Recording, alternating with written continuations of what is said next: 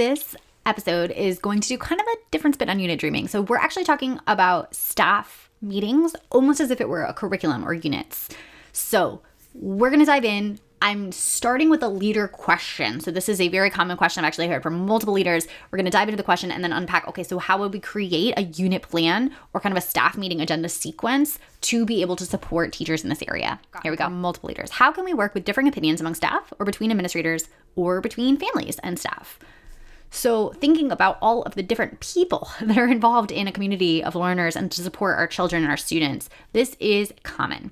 So I think one of the first things that I'd want to think about in terms of the pursuits are making sure that historically marginalized identities are the identities that are prioritized in this conversation. So think of marginalized identities first, right? I think that's huge. So I want to make sure I think about that. And I would actually go through and I would list out like all of the dynamics: race, gender identity, religion, home, like family structure. Do I have, like parents of divorce, single parents, people who are unhoused? We have immigration status, language or home language, heritage language, all of those pieces. So I'm sure there's a bunch that I'm missing here, socioeconomic status, but what I would do is I would list the ones that are most relevant to your specific community and make sure that we're just having those folks in our minds. For staff, for families, for administrators, right? Those experiences that are often marginalized and have just kind of that extra level of like struggle that is present because of oppressive systems in our society. Like we want to think about those first. Criticality, I think, goes hand in hand with this identity piece, but specifically thinking about like the structures that are part of like school policies or even community, like the legal structures in the community, in the state, in the nation, in our town, whatever that is, access to quality food or whatever it is that we might be talking about. And then the joy. So like asset-based language, I think, really like seeing like positive deviance, I want to say.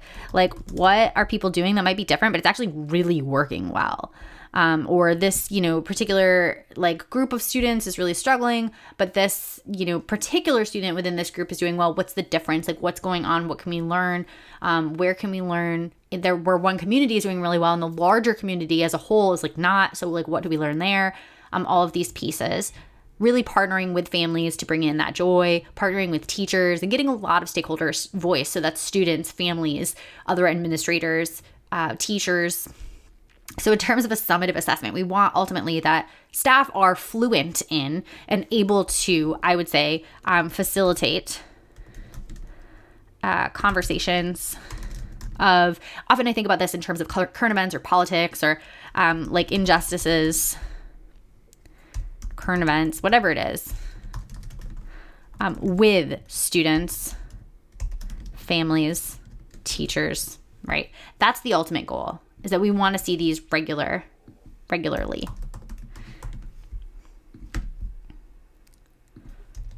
Regular conversations. There we go. So the driving question of kind of this unit, so to speak, of this staff agenda would really be kind of like, what does it look like to create that space, right? What does, do not need to write in all caps. What does a generative, human-centered or dignity-centered environment of care and justice look like? And then literally we bring that to life through the facilitation of this. We could also add some other words like, what does a culture of partnership look like? I mean, you could kind of play around with whatever language you want here. And I would tie it to, your portrait of a graduate or your school values or whatever you already have in place. And just be like, what does that literally look like when we live it out? Because often we just kind of create those values and we don't come back to them. They live on the website, they die on the website, we need to bring them to life. So by asking that question, housing it in that question, you already have a connection to things that have already been created and we're supposed to already be living out. And then it's like, what does it actually look like to live it out? And that's kind of the project, is we put these challenging situations in front of teachers. We're always in them already, but we might be shying away from them as a staff. Like, how do we do this regularly? So the hook might be just asking the question.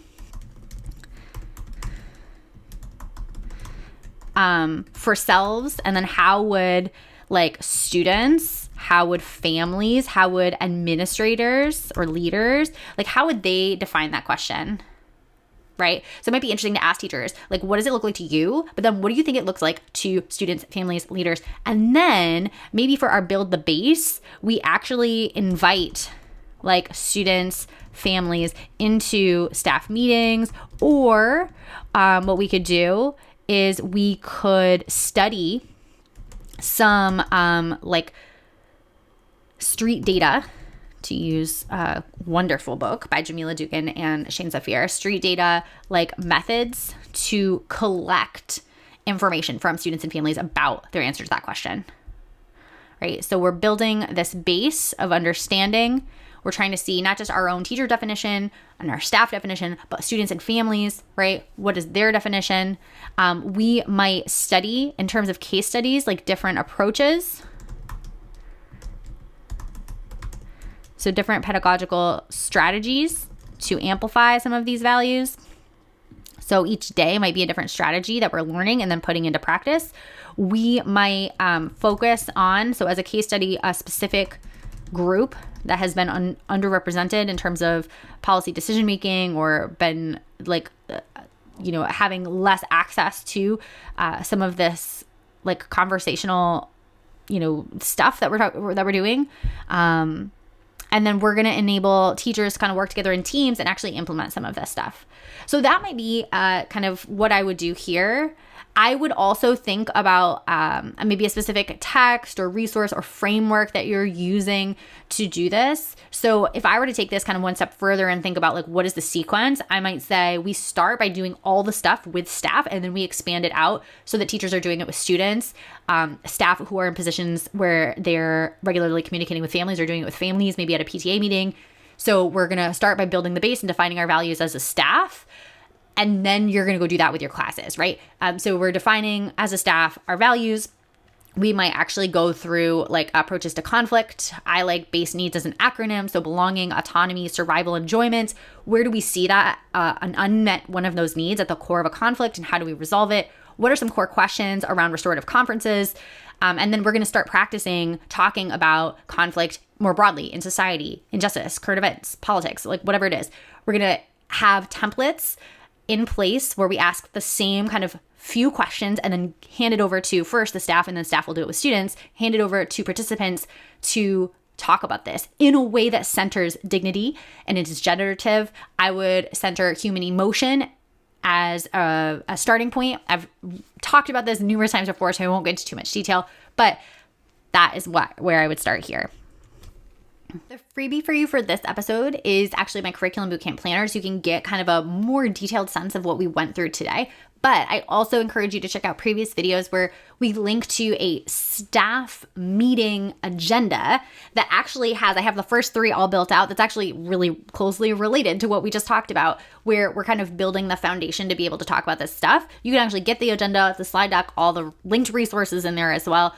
Reach out to me if you can't find that, but we will go ahead and drop all the links in all the places. So have a wonderful day. Please let me know how it goes. And I want to hear about the staff curriculum building. I think this is a really cool new idea that I got from Trey Gamage, actually. So his work in adult SEL is really inspirational to thinking about this as curriculum design.